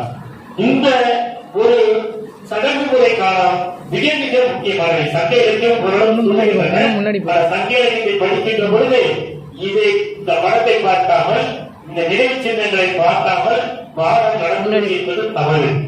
அவர் பாத்தீங்கன்னா முதல் படம் முன்னாடி அதை பாத்தீங்கன்னா முதல் படம் முன்னாடி போ இன்னும் முன்னாடி போ முன்னாடி பா இப்ப பாருங்க கோட்டமங்கலம் என்ற தென்முக பகுதியில படத்தை சொல்லிட்டு வர நேரத்துல ஒரு பாத்தீங்கன்னா இது ஒரு நினைவு சின்னம். இப்படித்தான் சங்க காலத்துக்கு முற்பட்ட காலத்தில் இறந்த மனிதனை தூக்கி போடாம நாய்கறி மாதிரி தூக்கி போட்ட காலம் மாறி நாகரிக உலகத்துக்கு வருகிற போது மொழி காலத்தில் நாகரிக காலத்தில் இந்த நினைவு சின்னங்களை எழுப்பித்தான் அந்த நினைவு சின்னத்தில் தான் இறந்த மனிதனை ஒரு மாண்புடையவனாக மதிப்புடையவனாக வணக்கத்தக்கவனாக இவர்கள் பார்க்கின்றார்கள். அன்றையிலிருந்து இன்று வரை நம் முன்னோர் வழிபாடு என்பது தொடர்ச்சியாக ஒவ்வொரு நூற்றாண்டும் வந்து தொடக்க காலம். இந்த சின்னம் இறந்த மனிதனுடைய நினைவு சின்னம். இதுபோன்று ஆயிரக்கணக்கான கல் திட்டை என்று பெயர் சங்க இலக்கியம் சொல்லுகின்றன. இந்த கல் திட்டைகள் வீரர்களுக்கு எழுப்பப்படுகின்ற பெருவழி சாலைகளிலே பெரும்பாலும் காணப்படுகின்றன. குறிப்பாக மலைப்பகுதிகளில் அதிகமாக காணப்படுகின்றன. மூணாறு போன்ற இடங்கள் கேரளாவெல்லாம் தமிழ்நாட்டு பகுதி தான், ஆந்திராவெல்லாம் தமிழ்நாட்டு பகுதி தான். இப்ப நான் சொல்லுகின்ற இந்த காலமெல்லாம் நாம் மலையாளிகளோ தெலுங்கர்களோ உருவாகாத தொழில் தமிழர்களாக இருந்த காலம். அந்த பகுதிகளில் இது அதிகமாக கிடைக்கின்றன. தென் தமிழகம் வடநாட்டில் கிடைக்கிற வரலாற்றில் இந்த சடங்கு திராவிட பண்பாடு வேறு ஆரிய பண்பாடு வேறு என்பது மிக தெளிவாக சொல்கிறது. அதே கிடைக்கின்ற மண்டலமும் கருத்து சிவப்பு மண்டலம் திராவிட பண்பாடு கலாச்சாரம். உலகத்துல இப்படி ஒரு பட்ட கருப்பு சிவப்பு மண்டல தொழில்நுட்பத்தை எதுவும் பார்க்க முடியாது. குண்டு கொண்டிருக்கே முடியும். நீங்க பார்க்க போறீங்க வலுக்கொழுப்பு மீன்கொழுப்பு அந்த வரைகோடு தொழிலாளர் என்ன தெரிவித்தாங்க தெரியுமா? கோவை பகுதி கிடைத்த பதத்தினால் கோவை பகுதியை இது கடல் அலை வரிசை வண்ணப்பூச்சி பூசப்பட்ட கோவை மட்டம் பேர். இதுக்கு பேர் அவ்வளவு அழகா இருக்கும். இன்னைக்கு என் வீட்டு செவ்வாய் இருக்கும். அந்த மாதிரி மக்கள் அந்த மண்ணிக்கான சங்கிலியை சொல்றது. ஆகவே அந்த கருப்பு சிவப்பு மண்டலம் என்பது திராவிட பண்பாடு. வரலாற்றுல கிடைக்க அந்த சாமானிய பண்பாடு. இது போன்ற நினைவு சின்னங்கள் வரலாற்றுல கிடைக்கல, நம்ம பகுதியில கிடைச்சிருக்கு. இரும்பு, கருப்பு சிவப்பு மண்டலம், இந்த நினைவு சின்னங்கள் பெரும் கற்பனை சின்னங்கள் அதிகமாக கிடைக்கின்ற இடம் உலகத்துல நம்ம தமிழ்நாடு குறிப்பாக கொண்டு போகுது. இந்த மாதிரி கோட்டை பண்ணிக்கிறாங்க அப்படின்னு சொல்லி நூறுகள் இருக்கும், பக்க பழனி கற்கள் இருக்கும். இந்த பக்க பழனிக்கல் ஓரே ஈரே இருக்கும். இதுக்குள்ளதான் இறந்த மனிதனுடைய சில படையல் பொருட்கள், சில எலும்புகள் படையல் பொருட்கள். முழு உருவமெல்லாம் வைக்கல, அது சில காரணங்கள் இருக்கு. அந்த அடிப்படையில் தான் தொடக்க கால மனிதர் மலை உச்சிகளிலும் நீங்க கிறிஸ்தவர்கள போனீங்கன்னா நூற்றுக்கணக்கான ஆயிரக்கணக்கான கல்கட்டைகளை பார்க்கலாம். மூணாவது பகுதியில ஆயிரம், அங்கெல்லாம் கேரள அரசு வேலி போட்டு பாதுகாக்கிறாங்க, நினைவுச்சிருக்காங்க. அந்த மாதிரியான இதுக்கு பேர் கல்திட்டை என்று பெயர். பெரும் கற்பனை காலம் என்று சொல்லலாம். இதுல இறந்த மனிதனுடைய அவர் பயன்படுத்திய பொருட்கள் எல்லாம் அந்த பகுதியில அந்த வீட்டு படங்கள் பாருங்க. அந்த கல்திட்டை அமைத்துக் கொண்டிருந்த இரும்பு காலகட்டத்திலேயே இரும்பு ஆரம்பிச்சுட்டாங்க. இது அந்த பகுதியில அந்த நினைவு சின்ன இடத்துல நீங்க எங்கெங்கெல்லாம் நினைவு சின்னங்களை நடுகள் பார்க்கிறீங்களோ, அல்லது ஸ்டோன் செட்ல பார்க்கிறீங்களோ, அல்லது அந்த கல் திட்டை கல் பகுதியை பார்க்கிறீங்களோ, அந்த இடத்துல இரும்பு கண்டிப்பா 200 மடங்காக. அப்ப இரும்பு என்கின்ற ஒன்றை கண்டுபிடித்து ஒவ்வொரு மனிதனும் இரும்பை உருக்கி அந்த இரும்பை தொழிலுக்காகவோ அல்லது போர் வெப்பன்ஸாகவோ இவர்கள் உருவாக்கி இருக்கிறார்கள் என்பதற்கு சான்றுகள் நிறைய கிடைத்து வருகின்றன. வெளிநாட்டாருடைய குறிப்புகளும் அதைத்தான் சொல்லுகின்றன. குரு பிடிக்காத வாழ்க்கை கத்திகளை சில வாள்கள் ஒரு துறைகளை ஒரு 20 வருடங்களுக்கு முதல்ல எடுத்திருக்கிறாங்க. இந்த மாதிரியாக இரும்பு என்பது கொங்கு நாட்டில் நீங்க அந்த பொன்பரத்து மலை சொன்ன குடியிருக்கியம் அந்த பகுதியை பொன் என்றால் இரும்பு. நாம பார்த்துட்டு போதே இந்த மலைக்கு பேர் என்னன்னு கேட்ட ஆராய்ச்சிகளை போறதே அங்கதான் பார்த்தோம். ஒவ்வொரு பாறை இரும்பு இருக்கு. அதை இரும்பு சரிப்பது, இரும்பு இருப்பது என்பது சர்வசாதாரணமாக மலைப்பகுதிகளாக பார்க்கணும். அந்த இரும்பை இவர்கள் பயன்படுத்துகிறார்கள். கருப்பு சிவப்பு மக்களாம் இதெல்லாம் தென்கொங்கு என்கின்ற பகுதியில நான் பார்க்கலாம். நான் முதல்ல இந்த பேர் வாங்கிட்டான் சென்று இங்கு சில குறியீடுகள். இது நதிகள். இந்த நதிகள் குறிச்சிட்டாங்க அந்த ஏரியாவில் சொல்லி இந்த நதிகள் வளர்ந்துட்டே வருது, அங்க போயிடாதீங்க, ரத்த கட்சி செத்துட்டீங்கன்னா சொல்றாங்க. அவங்க நம்பிக்கை இருக்கும். ஒரு நம்பிக்கை இருக்குதான் இந்த இடத்துல ஒரு வரலாறு இருக்காங்க. இது ஒரு நதிகள் எப்படி கூட்டுரை போல இந்த நதிகள் வந்து பார்த்தோம். இந்த நதிகள் கொங்கு நாட்டில் அதிகமா இருந்தது. கொடுமணல் அகழ்வாய்வுக்கு ராசம் அவர்கள் ஆய்வுக்கு உட்பட்ட போது கொடுமணல்ல மட்டும் 40க்கும் மேற்பட்ட நதிகள் நான் பார்த்தேன் சொல்லி ஆய்வாளர் டிபார்ட்மெண்ட்டுக்கு ஒரு கடிதம் இருக்கிறார். இன்னைக்கு பாத்தீங்கன்னா 4,00,000 நடுவர்கள் அவ்வளவு அழிச்சிட்டோம், அவ்வளவு அழிச்சிட்டோம். இன்னும் திருப்பூர் பகுதி, திருமுறை பகுதி நடுகள் இருக்கு. இப்போ ஒரு போராட்டம் பண்ணிருக்காங்க. உங்களுக்கு சில பேருக்கு இந்த ஈடுபாடு, வரலாற்று ஈடுபாடு உள்ளவங்களுக்கு தெரியும். கிட்டத்தட்ட 2வது வருஷமா போராட்டம் நடத்திட்டு இருக்கிறாங்க. அந்த பகுதி பெருந்துறை என்ற ஒரு பகுதி. அந்த பகுதியில இருக்கிற ஒரு நதிகள் மிக உயரமான நதிகள், உலகத்திலே உயரமான நதிகள் அதுதான். பூமிக்கு மேல 40 அடி, அப்ப பூமிக்கு கீழே 20 அடியாக இருக்கும். அந்த நதிகள் இன்னைக்கு பார்க்கலாம். அப்படி இருந்து கூட நுனி துண்டு ஒரு 10-15 அடி நேரம் துண்டு கீழே வந்துச்சு. அப்படிப்பட்ட ஒரு நதிகள் வந்து எங்கன்னா பொங்குதிச்சுன்னா பார்க்கலாம், நிறைய இருக்கு. கால்நடை விலங்குகளை ஜெயித்துக் கொண்டிருக்கிற போது அவங்க என்ன பண்ணுவாங்க, ஆகவே இந்த தமிழ் பேராசிரியர் தெரியும், கொள்ளையடிக்கிற பழக்கம் உண்டு. அப்ப அந்த மாறு தவறுகளுக்காக வருகிறவங்க சட்டையிட்டு வடிவார்கள். அந்த சண்டைக்கு மடிக்கின்ற இடத்தில் நடுகள் இட்டு நினைவு சின்னத்தை நிறுத்தி அவர்கள் வழங்குவார்கள். குடும்பத்தில் ஒரு குரூப்பா இருக்கு, மிக அருமையான ஒரு குரூப்பா. அதான் நம்ம சான்றுகள் சந்தைக்கு நிறைய சான்றுகள் இருக்கு. ஒவ்வொரு வண்டிகள் போயிட்டு இருக்கும் போது ஒவ்வொரு வண்டியினுடைய அச்சு இல்லையா, அந்த அச்சு நடுவில் போதி அந்த எழுத்துக்கள்லாம் அழிஞ்சு போச்சுன்னு சொல்லி ஒரு சட்டையில பாடல். சட்டையில ஒரு அருமையான சான்று இதெல்லாம் பார்க்கலாம். ரொம்ப பல சொல்லாடங்கள் உண்டு. நாங்க பாலை திரை என்பது இதுதான், இந்த பொது பொருள்தான்.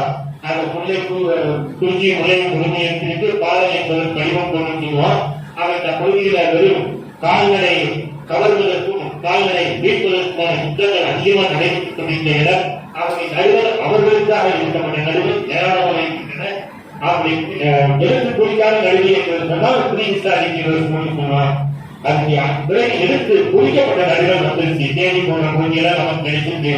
பழைய நடுகள் தொந்தரவு எடுத்து தூய தடுப்பு நடப்பட்ட நடுகள்லாம் கிடைச்சிருக்கு. இது நமக்கு தென்கூடு பூஜையில் கிடைத்த ஒரு நடுகள்.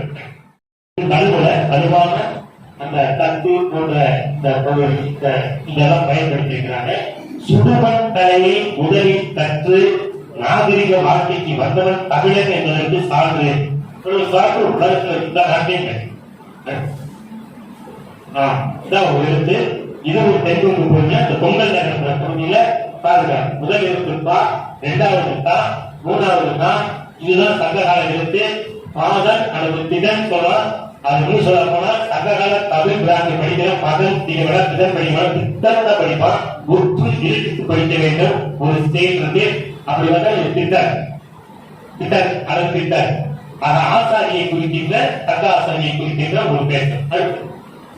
இந்த ஸ்டோன் சர்க்கிள், இந்த ஸ்டோன் சர்க்கிள் இந்த பகுதி குறிப்பார் பாளைய கண்டுபிடிச்சது. முதல்ல கண்டுபிடிச்ச ஸ்டோன் சர்க்கிள். பக்கத்திலேயே நிறைய குடும்பங்கள் எல்லாமே அழிஞ்சு மேற்பாடு பாளையத்துல பொருட்கள் எடுத்துட்டு டிஎஸ்சியில கொண்டு வச்சுக்கிறோம். இதான் ஒரு நினைவு சின்னம். ஒவ்வொரு நினைவு சின்னமும் இப்படிதான் இருக்கும். அதாவது ஒரு மாத அளவிற்கு அதை எடுத்துக்குவோம். 15 நாளில் இருந்து ஒரு மாசம் வரைக்கும் எடுத்து இறந்த மனிதனுக்கு அடக்கம் செய்வதற்கு அதிக காலத்தை எடுத்துக்கொண்டு 30 50 மேற்பட்ட மனிதர்கள் சேர்ந்து கூட்டுழைப்பு செய்த ஒரு பரியர். ஒவ்வொரு பரியர் செய்து இப்படிதான் இப்படித்தான் இருந்திருக்கு. இது ஒரு பரியர் செய்தி. கணேசன் சொல்லி ஸ்டோன் சர்க்கிள் காணும்போது அந்த குடும்பங்கள் தாண்டி இருக்கு. அந்த கல் அறைகள் இருக்கும். அறைகள் 3 அறை, 2 அறை, 3 அறை, 4 அறை, 6 அறைகள் வரை ஒரே காட்ட ஒரே கல்கள். ஒவ்வொரு பழைய கற்களும் 15 டன் எடை இருக்கும். அந்த 10 15 டன் எடை ஒவ்வொரு பழைய கல்லும் எப்படி மலையில செதுக்கி இறந்த பிற்பாடு போய் சேர்க்கிறான். இது சட்டம் போட்டாலும் அந்த பழைய கற்களை அந்த பழைய கற்களை உடைச்சு கொடுத்து வந்து இங்க ஒரு சதுர அறையை உருவாக்கி ஒரே கல்லாக 2 கல்லாம் கிடையாது, ஒரே கல் தான். அப்ப எவ்வளவு பெரிய மேற்போரை அவர் பயன்படுத்தி நினைச்சு பாருங்க. காலப்பட்டி நாங்க என்ன சொல்ல, கோயம்புத்தூர் உருவாவதற்கு முன்பு காலப்பட்டி தான் மிகச்சிறந்த நகரமாக மேற்கு மண்டலத்தில் இருந்திருக்கிறது என்பதை உறுதி செஞ்சிருக்கோம். எனக்கு இடம் குறியீடுகள் பல இனக்குழு மக்கள் வாழ்ந்திருக்கிறாங்க அப்படிங்கிறது சான்றுகள், அங்கு கிடைக்கின்ற சான்றுகள் நமக்கு நிறைய கிடைக்கும். அது ஒரு குழுக்கள் தாண்டி அப்படியே எடுத்து சிவப்பு மண்டபூச்சி பேசுறது இதெல்லாம் குறியீடு இருப்பாங்க. இந்த குறியீடு அனுப்புறாங்க.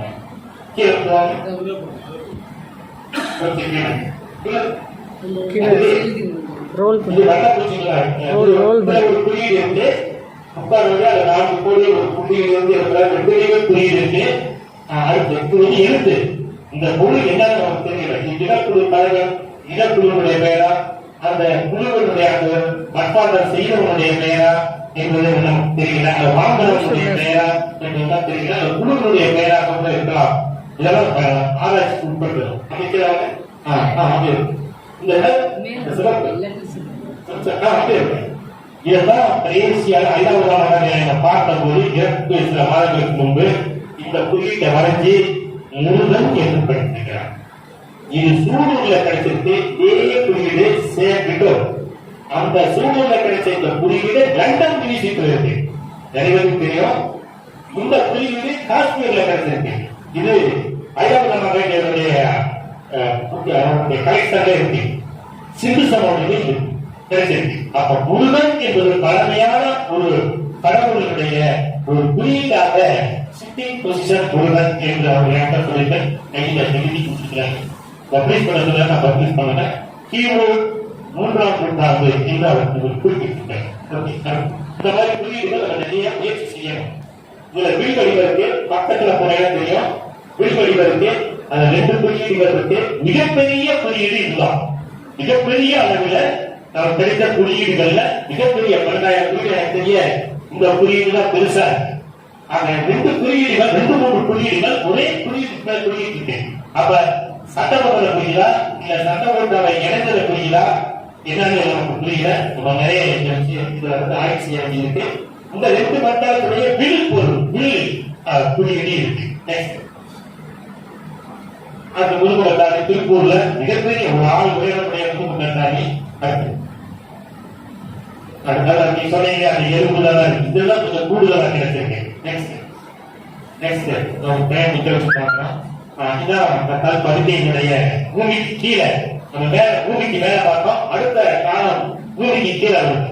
அடுத்து இதெல்லாம் இறப்பு சடங்குகள் நிகழ்த்தப்பட்ட இடங்கள். இறப்பு சடங்கில் நாம் எடுத்த பொருட்கள். நெக்ஸ்ட் ஆக இறந்த பிறகு மனிதன் சில சடங்கு முறை செஞ்சிருக்கிறான், வணங்கி இருக்கிறான், வழிபட்டிருக்கான். அதற்கு சில பாத்திரங்கள் பொருட்கள் கிடைச்சிருக்கு. இது வந்து எகிப்துக்கு நாம வந்து இரும்பு அனுப்பியிருக்கிறோம் அப்படிங்கிறது இடுபாடிக்கு இருந்து அனுப்பப்பட்டதாக அந்த செய்தியை அவங்க போட்டாங்க. பட் இந்த இரும்பு வந்து மிக அது திப்பு சுல்தான் பாதை என்று சொல்லுவார்கள். அந்த திப்பு சுல்தான் பாதை வழியாக இந்த இடம் வந்து மிக மிக முக்கியமான இடம். அப்படி இந்த வழியாக தான் போயிருக்கணும் அப்படின்னு ஒரு கருத்து வெளிப்பாடு.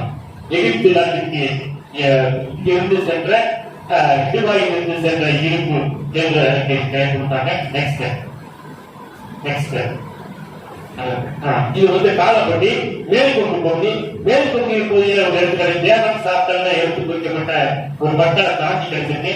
அது ஐராவதமாக ஏழு கணக்கு இன்ஸ்டியூட்ல கடைசியாக சேர்க்கப்பட்ட எங்களுடைய எழுத்து குறித்த ஓராவது சேர்த்து கடைசியாக சேர்ந்த ஏழு கணக்கு இன்ஸ்டியூட்ல இருக்கு. இங்க எடுக்கப்பட்ட இது பாருங்க, இந்த பெரிய தடாகமே பேரு. அப்ப கோயம்புத்தூர்ல இருந்து கழுதை மேல குடிமூட்டையை வச்சுட்டு அந்த 20 கிலோமீட்டர் தூரம் போய் இந்த பெரிய தடாகமே துணியை போச்சுட்டு கோயம்புத்தூர் போவாங்க. கோயம்புத்தூர் நகரமே இல்ல, சின்ன சின்ன ஊர் சின்ன சின்ன பகுதியாக தான் இருந்துச்சு. இதுதான் பெரிய தடாகம் என்று பேர். அங்கு எடுத்து குறிக்கப்பட்டதுதான் இருக்கு. அப்ப படிச்சவங்க இருக்கிறது எடுத்து கிடைச்சிருக்கு, பரிகள் சேர்க்கலாம் கிடைச்சிருக்கு. அப்படியே அந்த ரூட்ல போனோம்னா கேரளா இடையில போகலாம். நெக்ஸ்ட் அதுக்கு சிறு வட்டச்சீட்டு விளையாண்டுருக்கான். இது நிறைய கிடைக்குது நமக்கு. எப்ப ஜாலியா விளையாண்டுருக்காங்க. அந்த காலத்துல நிறைய எங்களுக்கு கிடைத்த பொருட்கள் நிறைய இது கிடைச்சிருக்கா வட்டச்சீட்டு. அடுத்து கல்வெளிகள் கிடைச்சிருக்கு. அது ஆர்னமெண்ட்ஸ் கழுத்துல வந்து காதல் கொண்டு போற ஆர்னமெண்ட்ஸ் இதெல்லாம் வந்து வரலாற்று காலத்துக்கு உட்பட்ட பொருட்கள். நெக்ஸ்ட் இதுதான் பாருங்க, தவன் சாத்தன் இருக்கு. முதல் இருந்து கலைகள் குறிப்பா இருக்கா. அடுத்து தவன் சாத்தன் இது பிராமி இருக்கு. அது பிராமி புரியும், பட் அது சொல்லக்கூடாது. தமிழ் தொழிலுக்கு தான் சொல்லணும். நம்ம தமிழ் இருந்து ஒரிஜினல் இருந்து இங்க இருந்துதான் அசோகன் பிராமி போயிருக்கு. இங்க இருந்துதான் அசோகன் பிராமி வடநாட்டுக்கு போயிருக்கு. அத இந்த தவன் சாத்தன் என்பதுதான் ஐராவதமாக தேவன் சாத்தன் படிக்கிறாரு. நாங்க தவம் செய்கிற சாத்தன் என்ற அடிப்படையில ஒரு ஆராய்ச்சி கட்டுரை இடிபாட்டு போது கலை பகுதிகளில் வச்சு அடங்கத்தக்க ஒரு இடம் இன்னைக்கு இருக்கு. அதுக்கு எடுத்துக்காட்டா போயிட்டு வந்து கோவில் பாளையம் என்ற இடத்துல கௌசியா நதியை கண்டுபிடிச்சோம். பாதித்துமான ஒரு நதியை எப்படி கண்டுபிடிச்சோம்னா இந்த மாதிரி பொருட்களை கண்டுபிடிச்சோம். இந்த கருப்பு மண்டலம் சங்ககாலத்து மண்டலம். அப்ப கௌசியா நதி இந்த மறைத்து போன ஒரு நதியை அந்த நதி வழியை ஓரளவுக்கு சாட்சிகளை வச்சு ஒரு கௌசல் பண்பாடு ஒன்று கண்டுபிடிச்சு தெரியாதவங்க அந்த பண்பாடு வச்சு பாருங்க. அந்த குறியீடு கிடைச்சது. அப்ப நாங்கள் இந்த குறியீடு கிடைச்சத கன்ஃபார்ம் பண்றோம். இது ஒரு குறியீடு, இது ஒரு எழுத்து. அது இந்த எழுத்து ஒரு குறியீடு எழுத்து அங்க கிடைச்சிருக்கு. அதெல்லாம் சங்க காலத்துக்கு முன்னுக்கு இருந்த நம்ம கம்யூனிகேஷன்ல பயன்படுத்தப்பட்ட எழுத்து. பாருங்க இருப்பு. இந்த எங்கெல்லாம் பட்ஜெட் செய்வாங்க இரும்பு கசப்புல நெக்ஸ்ட் நாம இரும்பு தொழிலில் மிகச்சிறந்து விளங்கியிருக்கிறார்கள். எல்லா ஊர்லயும் பட்டறை இருக்கிறது. எல்லா ஊர்லயுமே இரும்பு ஆயுதங்கள் பொறுமையான நிறுவனம். நெக்ஸ்ட் நெக்ஸ்ட்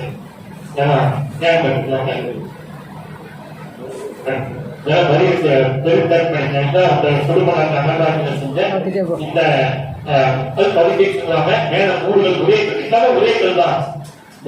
அப்படி எடுத்துக்கிட்ட இந்த மாதிரி இருக்கும். எல்லா பொருளும் சுற்றியும் எல்லா பொருளும் அந்த பொருள் தான் உங்களுக்கு காட்சி கிடைச்சு தொட்டு போட்டியில கண்டுபிடிச்ச போட்டியில ஒரு ஸ்டோன் சர்க்கிள் கல் குவைமா அதை இந்த அடையாளத்துக்கா கல்லை வச்சு சிறு சிறு கற்களை வச்சு கட்டிருக்கோம். அதெல்லாம் செஞ்சு போயிருக்கு. நீங்க அதை ஆய்வு செஞ்சோம்னா உள்ள வரியை சேர்த்து ஒரு மனிதனுடைய இறந்த இடத்தை கண்டிக்கலாம். சீக்கிரம் இது நம்ம அந்த புதுக்கோட்டைக்காரிய கல்வில இந்த சைனிங் தெரியுது. பரவுடை பருத்தி பதித்தை கட்டளைக்கு தெரிவித்து பரவுடை பருத்தி பதித்தை இந்த கல்குமையை சொல்றான்.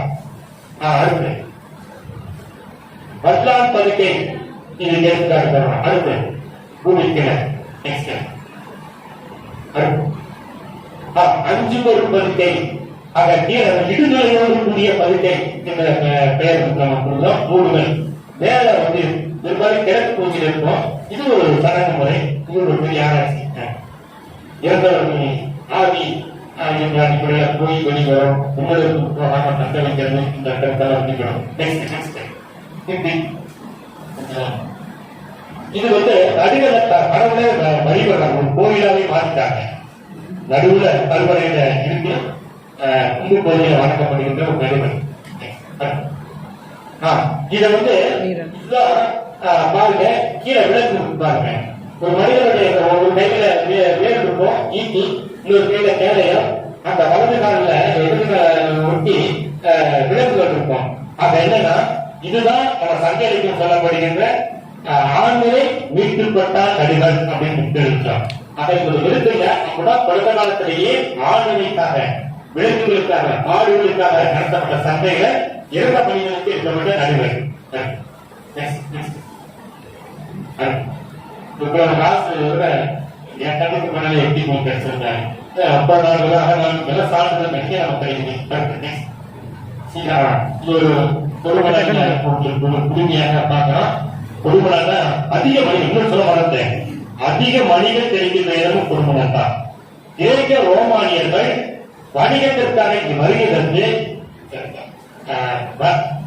கிரேக்க ரோமானியர்கள் அந்த பெண்கள் தமிழ்நாட்டு ஆர்கனைஸ் இந்த அணிகளின் மீது கோபம் கொண்டு குறிப்பாக கொங்கு நாட்டு மனிதர்களை தங்களுடைய ஆசையினால தங்கத்தை எல்லாம் கட்டக்காசை எல்லாம் கொடுத்து இந்த மனிதர்களை வாங்கிக் கொண்டு செல்கிறார்கள் என்ற பதிவு அங்கே கிரேக்க ரோமானிய பாராளுமன்றத்தில் குறிக்கப்பட்டிருக்கிறது. இதை தாலமி தன்னுடைய குறிப்பில் எழுதியிருக்கிறார்.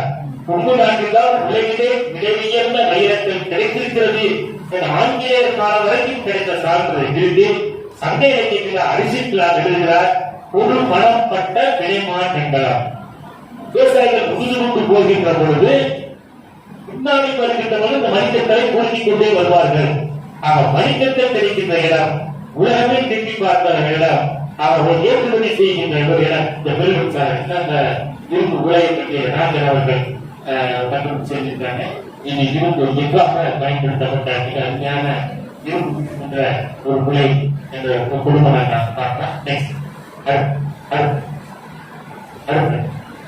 இரும்பு வந்து அங்கங்க இது வந்து நம்ம அவிநாசியில கிடைச்சிருச்சா அந்த மது ஜாடி மது சொல்றோம் இல்லையா, இந்த அவிநாசியில குண்டு கிடைச்ச அவையார் பாணி சிறிகை பிரிணை அடுத்து அதே ஜாதில இங்க கிடைச்சிருக்கு மது. மது என்பது சங்ககாலத்தில் பெரும் வழக்கு, பெரும் வழக்கா இருக்கு. அதே மாதிரி இந்த இது என்ன சொல்லுவாங்க, இந்த பொடி போட்டு குடிச்சுவாங்கல்ல, அதுவும் நிறைய கிடைக்கும். மற்ற இடத்துல நான் பார்க்கலாம். கார்மீடியம் கற்கள் அழகான கற்கள் இந்த விளைவில் அப்படி சொல்றாங்க. இந்த விலைமதிப்புடைய இந்த கற்களுக்காக கிரேக்க பெண்கள் தமிழ்நாட்டு ஆபரணங்கள் மீது மோகம் கொண்டு அந்த பொருளாதாரமே சீரழிந்ததுன்னு சொல்லி பாராளுமன்றத்தில் மிகப்பெரிய சண்டை விவாதமே நடந்தது. ஆகவே இந்த பொருளை வாங்கக்கூடாது என்று ட்ரம்ப் ஒரு வரி போடுறார் அமெரிக்க ஜனாதிபதி. அதே போல அவங்க பெண்களுக்கு ஒரு சட்டம் போடுறாங்க, இந்த தமிழகத்து ஆபரணங்களை நீங்க வாங்கக்கூடாது அப்படின்னு பொருளாதாரம் பாதிக்கப்பட்டுச்சு அப்படின்னு அப்பயே அவங்க பாராளுமன்றத்துக்கு குறிப்புகளை வெளியிட்டிருக்காங்க. இதெல்லாம் அந்த பொங்கூர் கிடைத்த மணிக்கற்கள் குஜராத், ஒடிசா போன்ற இடங்களிலெல்லாம் கொண்டு வந்து இங்கே மூலக்கற்களை கொண்டு இங்கேதான் வணிகம் செய்யலாம், இங்கேதான் உற்பத்தி செய்யலாம். உற்பத்தி செய்கின்ற இடம் பொறுமணம். அது ஒரு பெருவழி சாலை முஸ்லீம் கடற்கரையும் பாதுகாப்பு பகுதிகளையும் இணைக்கின்ற ஒரு பெருவழி சாலை. ஆகவே இங்க பாருங்க, இது ஒண்ணு கீழே அதே மாதிரி அங்கே பெரும் பகல் கல்கள் இருக்கு. இது தாய்லாந்துல கிடைக்குது. ஆக தங்கம் உரசி பார்க்கின்ற ஒரு வணிகம் பயன்படுத்திய கல். அப்ப தமிழகத்திலிருந்து போயிருக்கா, நாங்க கொங்கு நாட்டிலிருந்து போயிருக்கிறதாக ஒரு வழி மேல போய் சொல்றோம். ஏன்னா இந்த சார்ந்த வச்சு நம்ம பேசுறோம். ஆகவே தங்கம் உரசி பார்க்கிற வணிகன் சங்க காலத்துக்கு முன்பே போயிருக்கிறான் வெளிநாட்டுக்கு அப்படிங்கிறது சான்று. கிரேக்க ரோமானிய சார்ந்து நமக்கு ரோமானிய நாணயங்கள் அதிகமாக கிடைக்கின்ற இடம் இந்தியாவில், குறிப்பாக தமிழ்நாட்டில், இன்னும் குறிப்பாக கொங்கு நாட்டில் தான். கரையம் கரையமாக ஆயிரக்கணக்கான ரோமானிய நாணயங்கள் கிடைத்த ஒரே கொங்கு நாடு. அப்ப ரோமானியர்கள் நீங்க வணிகம் ரோமானியத்துக்கும் நெருங்கிய தொடர்பு முஸ்லிம் துறைமுகத்தின் வழியாகவும் காவல் கூட்டத்தின் வழியாகவும் நீங்கள் வணிகம் செய்திருக்கிறார்கள். திருவடிச்சாலை இருக்கிறார். இது அமராய முஸ்லீம் இருக்கு. முஸ்லீம் நீங்க கேரளா, மலையாளம் விட்டு வர தயவு செய்யுங்க, தமிழ் கொடுங்க. அடுத்த குறியீடு முதல் 3 எழுத்து அமரா கஷ்டம், அடுத்த குறியீடை படிக்கணும். அப்ப அந்த குறியீடும் ஒரு தமிழ் எழுத்து சேர்ந்து ஒரு காலம் இருக்கு. குறியீட்டுக்காக ஒரு காலம் இருக்கு. அந்த ஆராய்ச்சிக்கு இடம் கொடுப்பது கொங்கு நாட்டினுடைய குறியீட்டு எடுத்துக்கலாம் என்று சேர்ந்தே கிடைக்கும். அடுத்த அமராவதி கிடைச்சிட்டு அந்த பிளாக் அண்ட் ரெட் அதை சொல்லிக்கணுங்க. அந்த பிளாக் அண்ட் ரெட் கிடைச்ச அமராவதி இருக்கிறதுல ஏபிஎஸ்டி நம்ம பார்க்கலாம். 28 கிடைச்ச குறியீடு. இதுதான் முக்கியமான புகழூர்ல கிடைச்ச கல்வெட்டு. நான் சொல்றேன் இல்லையா, மூத்த அமரன், மூத்த அறிவிஜீவி, அமரர் சமணன், ஆத்தூரை சேர்ந்த மூத்த அமரன் ஆத்தூர் செங்காயவன் என்ற சமண முனிவர் பெரிய அறிவிஜி இருந்திருக்கிறான். அந்த இடத்துல அது குடில் பண்ணி சமண பண்ணி கல்வி கற்பிக்கின்ற இடம். அந்த சமண பள்ளியில அந்த சமண பெரும் குருவுக்கு பின்னாடி வந்த சேரர்கள் சேர மன்னன் அவருக்கு காணிக்கையாக படிக்க அமைச்சுங்க. உயர் கல்வின்னு சொல்லுவோம்.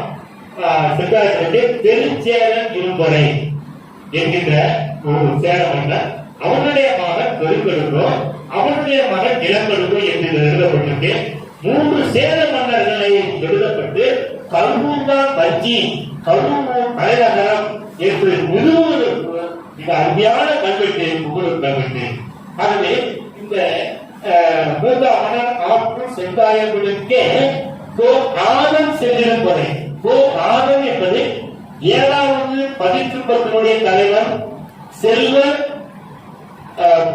கருப்பூர். ஆகவே அவருடைய மகன் பெருஞ்சேரன் இரும்பறை, இளஞ்சேரன் இரும்பறை.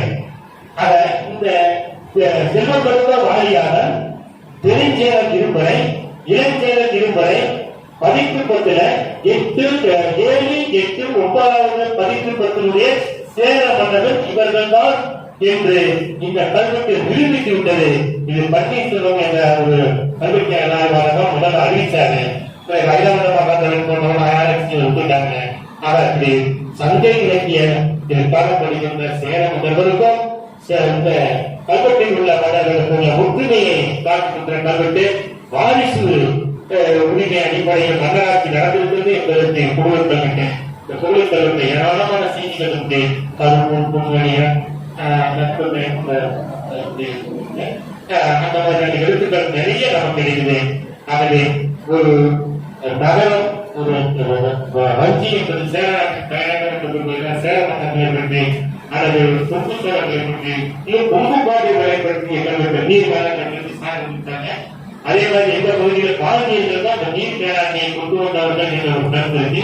சிவன் அந்த வீரபாண்டிய பெயரேறி என்றெல்லாம் சொல்லப்படுகின்ற அந்த கொங்கு பாண்டியர்களும் கொங்கு நாட்டார் அவர்கள் தங்களுடைய பங்களிப்பு வைத்திருக்கிறார்கள். ஒரே ஒரு விஷயத்தை அப்ப சேரர்கள் சோழர்கள் பாண்டியர்கள் தனித்தனி பகுதியாக ஆட்சி செய்தாலும் கொங்கு நாட்டை ஏதேனும் ஒரு காலகட்டத்தில் தங்களுடைய பகுதியாக அவர்கள் தொடர்ந்து நடத்திக் கொண்ட காரணத்தினால் காரணம் என்னன்னா இங்குதான் செல்வம் கிடைக்கிறது, வணிகம் கிடைக்கின்றன, இணைமதிப்புடைய இருப்பு கிடைத்திருக்கிறது.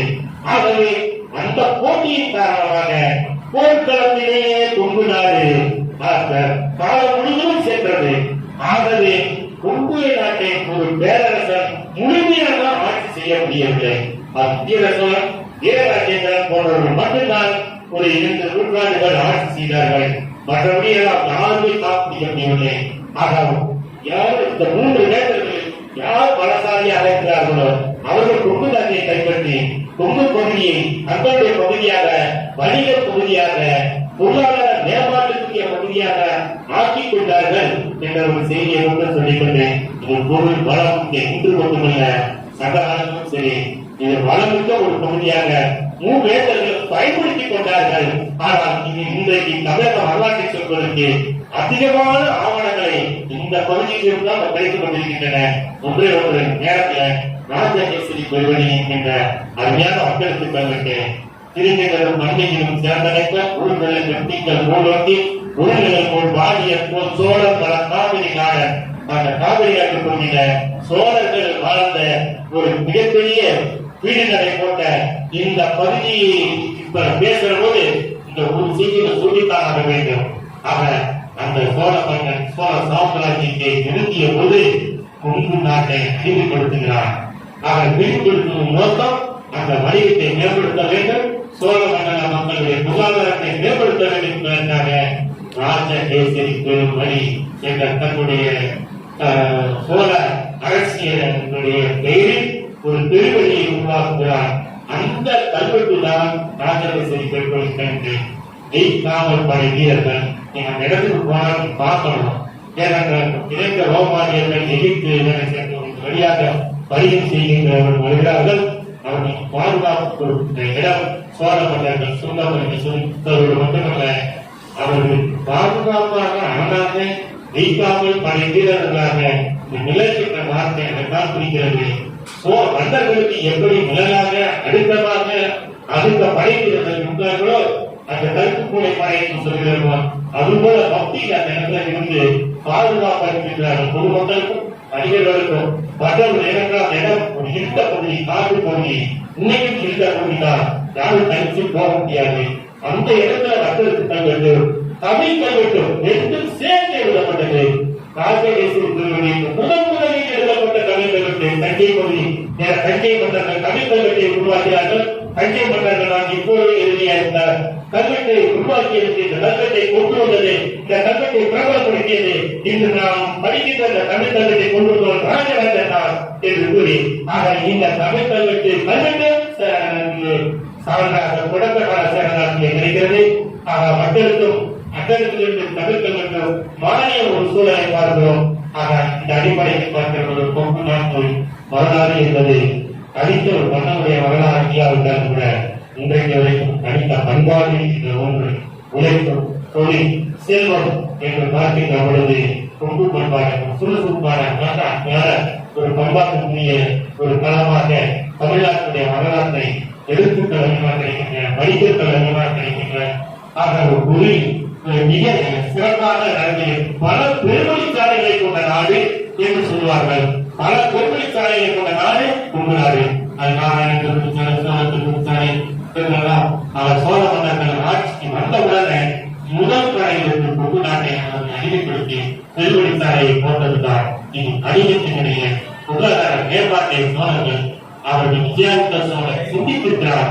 அது முதல் கொண்டு ராஜராஜ சோழன் ராஜேந்திர சோழன் அனைவருமே அவர்கள் மக்கள் குறிப்பிடாத ஒரு சோழ சோழர் மன்னர் ஒரு குலமான சோழர்களுடைய ஒரு ஏரியாகத்தான் அவர்கள் பார்த்திருக்கிறார்கள். அனைத்தையும் வெற்றி கொண்டு வணிக உரிமையை பெற்று சீனாவான கடைகளுக்கு சென்று வணிக பொருளாதார மேம்பாட்டை இவர்கள் எடுத்துக்கிறார்கள். 10ஆம் நூற்றாண்டினுடைய தொடக்கத்தில் மிகப்பெரிய வளர்ச்சி கலையை பார்க்கிறோம். ஆனால் தமிழ்நாட்டினுடைய வளர்ச்சி இவ்வாறு தமிழ்நாட்டினுடைய ஒரு பெரிய வரலாறு சமூக பண்பாட்டை அறிந்து கொள்வதற்கு ஒரு தரமாக விளங்குகிறது என்று கூறி ஒரு நல்ல வாய்ப்பெடுத்த பேசியிருக்கிறேன். பேராசிரியர் மணிவரன் சார் அவர்களுடைய அந்த பொருளாத உழைப்பு அவருடைய நான் பார்க்கிறேன் ரொம்ப அமைதியாக